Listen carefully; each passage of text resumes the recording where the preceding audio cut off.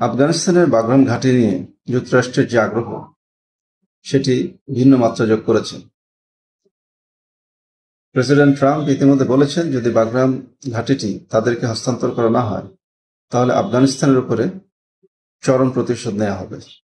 কিন্তু আফগানিস্তান বলছে, যে কোনো মূল্যে তাদের সার্বভৌমত্ব, তাদের স্বাধীনতা, তাদের এই ঘাঁটি কোনোভাবেই হস্তান্তর করতে দেওয়া হবে না। ইতিমধ্যে একটি খবর বেরিয়েছে যে ডোনাল্ড ট্রাম্পের এই চাওয়ার পরে বিশ্বের 4টি দেশ আফগানিস্তানের পাশে দাঁড়িয়েছে।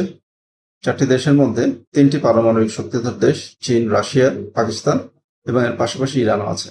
জাতিসংঘের 80তম অধিবেশনে একটি ফাঁকে তারা এই 4টি দেশের পররাষ্ট্রমন্ত্রী এবং কর্মকর্তারা একটি বৈঠকের মাধ্যমে একমত হয়েছে যে কোনোভাবেই বাগরাম ঘাঁটিটি যুক্তরাষ্ট্রের কাছে হস্তান্তর করতে দেওয়া হবে না। এর কারণ হচ্ছে যে চীনের পাশাপাশি আফগানিস্তানের বর্ডার সীমানা যেটা আছে, এবং এই সীমানা ফলে বাগরাম ঘাঁটিটি যদি আবার যুক্তরাষ্ট্র দখলে নিতে চায় তাহলে চীনের জন্য এটি একটি হুমকি হয়ে যাবে।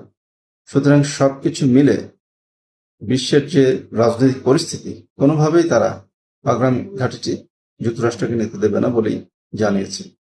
ধন্যবাদ।